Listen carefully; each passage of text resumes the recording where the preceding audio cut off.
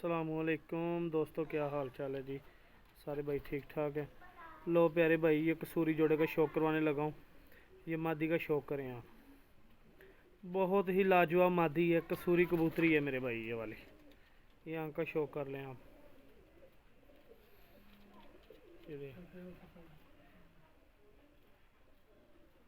ये आंख है इसकी। ये पर का शौक कर लें आप मेरे भाई, ये पर का शौक कर लें आप। और ये दुम भी देख लें, माशाल्लाह ज़बरदस्त दुम है इसकी।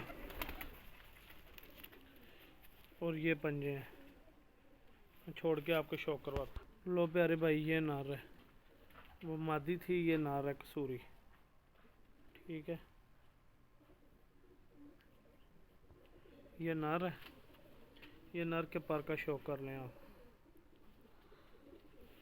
और मेरे भाई, ये दुम है इसकी। ये पंजे हैं, मैं छोड़ के जोड़ा आपको शौक करवाता हूँ। जी प्यारे भाई, ये जोड़े का शौक कर लें माशाल्लाह से आप।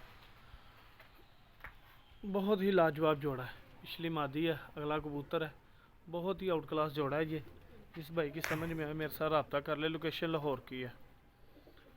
और मेरे भाई, मेरा चैनल पिजन टाइम, सारे भाई चैनल को सब्सक्राइब लाइक शेयर ज़रूर किया करें कि मेरी नई से नई वीडियो आप तक आए।